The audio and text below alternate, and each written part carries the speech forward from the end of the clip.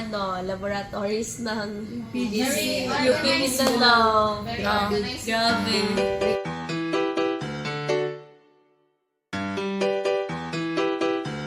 Hello everyone! We are at Bulkachong in Digos City, Davao del Sur.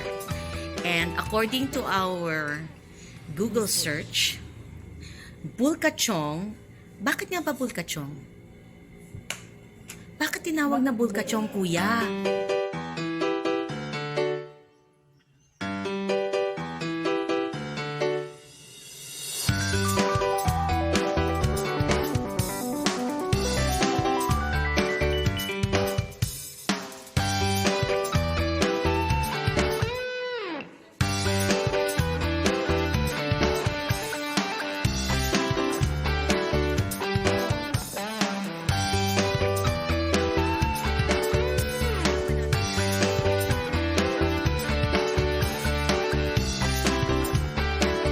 This is buttered bulkachong, and one serving is priced at 200 pesos. So we're excited to try this. Ayan o, sarap. Ito na. So this is one bowl, and this is worth 170 pesos. We will introduce to you bulkachong. O see, if you eat this by yourself, that's a lot of uric acid. For one. Enough na ba yan sa atin? Enough na ba yan? Yes. Okay. So doon na lang sa kabila. Tapos may sabaw pa tayo. Sabaw pa lang ulam na. Hi kuya, anong pangalan nyo? Ako na si Apple Joy and Sumagi. Apple Joy? Lalaki. Ang interesting naman ng pangalan mo. Nakakatuwa. Sige, si Kuya Apple. Kuya Apple Joy, bakit po tinawag na bulkachong? Di ka mo dyan sa akin ng bowl, ganito no? Dili siya basta katong kalabaw lang na ordinary. Katalan siya, di ka siya sa ako, ang dabaw, ang karne. So, bull, ibig sabihin kailangan lalaki? Hindi naman. Hindi niya sa Kasi di ba pag bull lalaki, ano ibig sabihin ng bull? Bull na... Yung, Undag ko yung kalabaw. may Anong ganon? Ba't may pakpak? Kasi maraming bulkachong, di ba? Or nag-iisa lang kayo sa Digos? Digos, pero ka-branch. Yung nakita namin sa highway. Sa Yagot, sa terminal. sila. Same lang dito sa Davao. Yung nasa Davao, sa downtown, ito din yon. So, saan talaga nagsimula ito? Sa Davao City. Oh, salamat pag-explain, Kuya Apple, ha? Bulka. Pero bakit Chong? Sa atek niya. May Ang apelyedo? pangalan. Pangalan. Chinese sila. Tingnan natin itong ating Barbie doll na kasama. Oo. So, si Amana, ano masasabi mo? Sabaw pa lang, Amana. Ano masasabi Siya, mo? ma'am. Ganahan ko sa iyang sabaw kay masabi mo. Kapag Very rich. very rich. Yeah. Anong nalalasahan nyo? Kasi 'di ba Carabao meat tends to be very strong. First time. First time nyo. Okay. Hindi ko first time. No, pero for example, beef. Beef tends to be very strong, 'di ba? Like unlike chicken na medyo lighter, and fish very light na ano. So sige nga, ito si Kyle, First. si Rinchelin.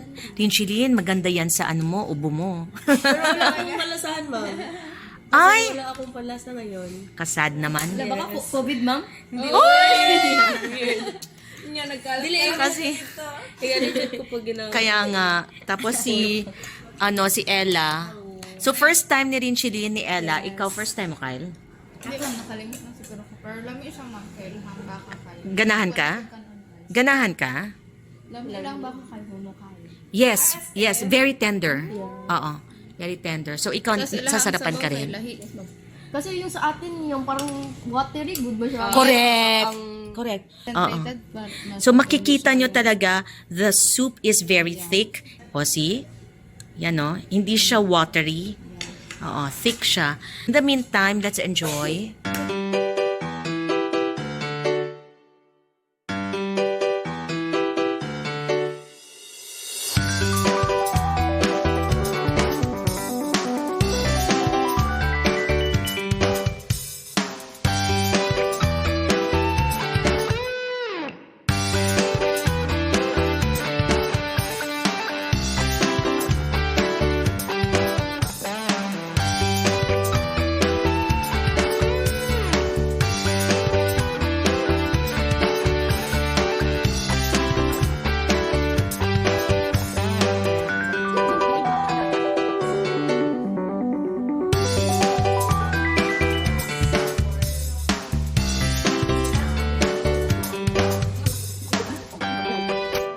Okay. Busog ba kayo? Yes, ma'am. Tingnan mo naman, oh. Naubos namin. Yeah. Oh, congratulations. No? Tapos ito tong ilahang buttered na Yes. Buttered. Oo. Wala na, hurot na. buttered na bulkachong. Ano siya, mura siya chicken doon, yun yung mga iisipon. Pero ano siya basta more soft gihapon siya, ma'am. And Oo. then I like it so much. Ato lang, ma'am. Thank you so Ayun. much. The taste. Oo. After na murag na ilagkit. Meron ba? Wala ko na feel so far sa ano. Eh, kasi wala ka namang panglasa ngayon. Dito, oo, that you usually get with beef. Oo. Gamay lang, oo. Oo, sa balbakwa, malakas. Tapos din, no, ang diriba sa wala man gud sila guro gagamit, ma'am, o kanang tong tambok god. Anong tambok? Oo, fast food. Yung tambok. Di ba, ang sa atin, merong mga nagabula-bula. Lited? Ayun nasa beef? Ang ganito? Ayan, oo, meron ganyan. Hindi siya madami na. Ay, okay, oo. Sa sabaw. Oo, yung sa sabaw. Walang ganon dito. O nagkataon lang yung nabigay sa atin. Ay, hindi ma'am. Dalawa naman. Oo. Yan. Si Amana po, ma'am. It's good. So, alam nyo ba, nakadalawang rice yan. Mas gusto ko to sa bawa kaysa dito. Sa aming lahat. Mas gusto mo sa bawa. Mas gusto mo? Ako, I actually like the buttered. Ay, wala akong preference. Gusto ko silang dalawa. Oo. Natigasan ka? May iba na. Okay. So, akin hindi. Nakuha mo siguro may part na, lalo na yung may lited. So siguro nagtataka kayo, bakit kami nandito sa Digos? Alam nyo, hindi natin na-vlog yung ating biyahe sa PGC Min. Maganda sana yun, no? Kasi learning. Di bale, Mas ma-appreciate mo talaga yung sige nga, kapag doon ka na. pag ginagawa mo na, kesa yung puro theoretical. Yes, ma'am. Oo. Yung gravity, anong iblog Yung mo doon? column, By gravity lang. Meron pala siyang, yung filter. Yung sa Teka muna, nalilito sila. Anong pinag-uusapan natin? Can you please give a very short introduction? Anong pinag-uusapan natin? And saan tayo galing, Rinch? So, we had a plasmid extraction sa PGC Mindanao, sa UP Mindanao. And during sa extraction mismo ng plasmid, may mga, mga methods? Protocols or steps na hindi siya masyadong clear kung basahin mo lang talaga siya sa protocol ng plasmid kit. Pero during the extraction process itself, medyo kumbaga sayon lang kayo siya ihimuon. Yes. Sayon lang kayo siya ihimuon. Ang lang jud, the way ka the way ni mo interpret imong basahon kung wala kang prior knowledge about that. Right. Is very hard. So were you, before we started, were you kind of worried or overwhelmed by, Yes, ma'am. which parts yung hindi nyo alam, and then when you performed it, ay, ganyan lang pala. Previous may XG pala tsaka RPM. Kasi, pero convertible sila. Yes. Graph, XG, yun. Okay. So, Amazing rin ang laboratories ng Very UP Mindanao. Very organized. Grabe. Like sa hallway na nila, iba yung cell mode, iba yung preparatory room, iba yung micro lab, iba yung Sana meron din. oo, no, yan ang ating Pero matagal pa, pero sige lang. meron na nagsisimula na. Nagsisimula na tayo. and very, si Kuya Mas, very, Oo, si Kuya, shout out kay Kuya Miles. For being super hands-on. Kuya Miles of PGC Mindanao, alam namin nagkasakit ka dahil sa amin. Oo, kasi actually gabi na kami natapos. PM. Oo, we arrived around 9 in the morning yesterday because we traveled from Jensan at 5-ish in the morning. And then, natapos po kami mga 8, almost 8 na yon. Actually, almost 8. Oh. Huwag na natin sabihin anong results. Basta it was a good Basta, experience. oo, overall. So this is the thing. Iba talaga pag may hands-on. Yes, sir. It's fun. At may practical. Learning new things din. Oo. Which I think you can carry, no, lalo na kung may mga balak kayo na mag-go into research or even if hindi research.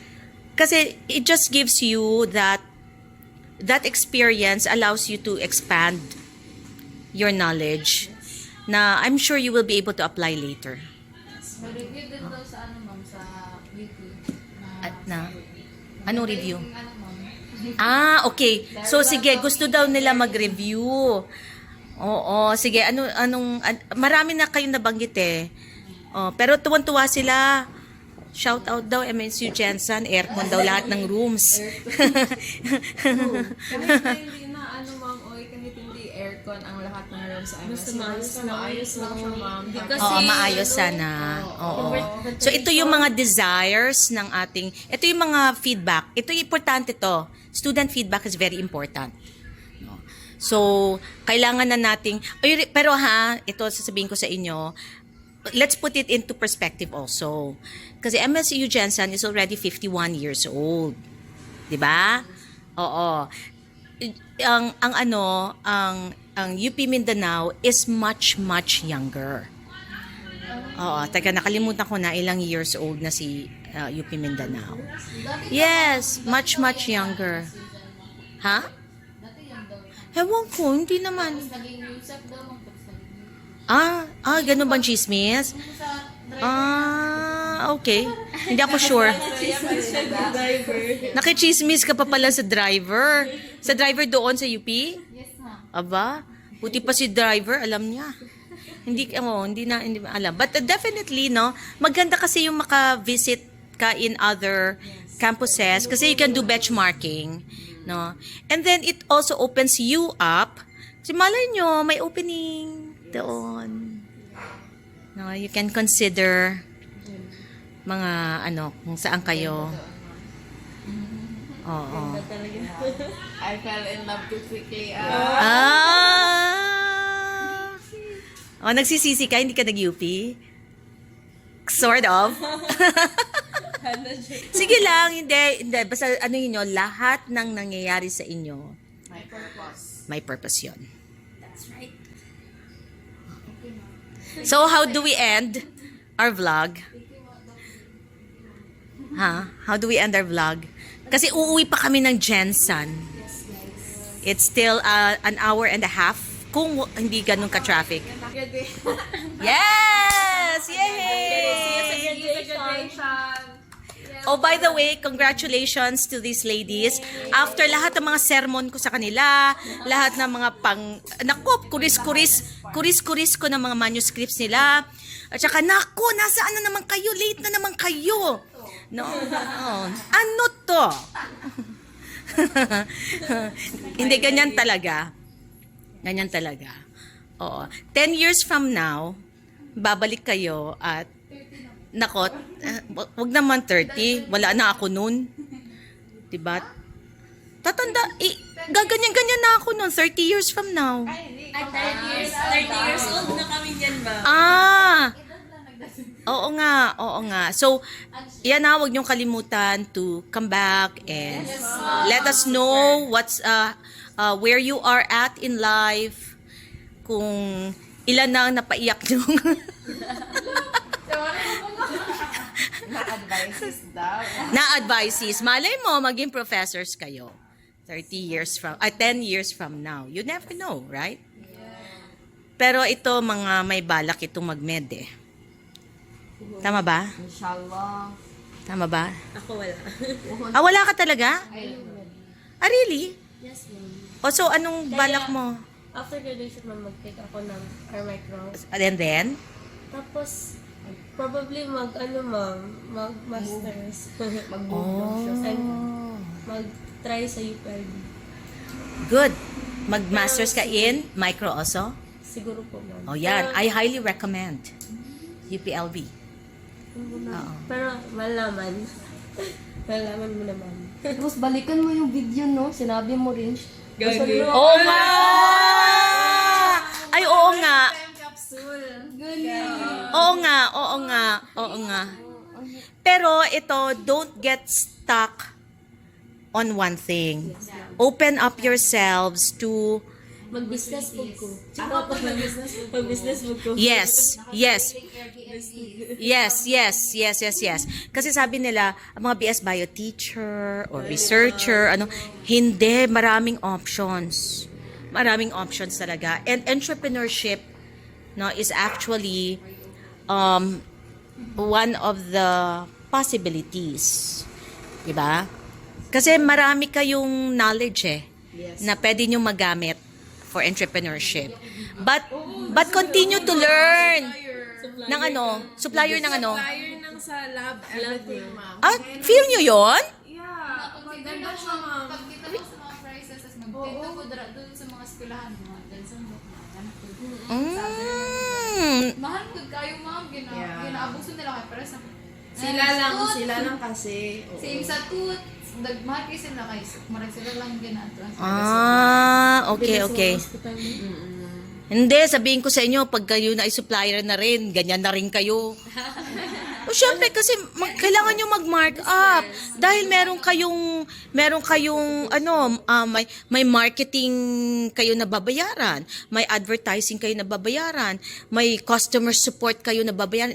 Akala nyo, libre yung babalik ng mga suppliers natin, di ba? Mahal talaga. Oo, mahal talaga. Kaya nga, mahal talaga. Ay, that's good. Kasi, may mga openings din, ang mga, tawag niyan, ang mga, ganyan, mga suppliers. Per minsan, ang tawag nila doon, parang technical representative. So, more siya on the technical. No. Tulad no, nung nagkaroon tayo ng issue with the kit. So, ang kinontak ko, yung technical ng company. So, iba din yung sales representative, iba din yung technical representative. Oo. Yeah, you can look for openings para makagain kayo ng experience sa mga ganyan. Expect na failure. Ang alin? You expect failures in your days now. Oo. Pero let it not stop you. Oo. Ang business mahirap. Yes, ma'am. Mahirap ang business. Pero, diversify your sources of income. Yun, oo. Ewan ko kung totoo yun for all. Pero it depends. O siya. So, See you. Bye.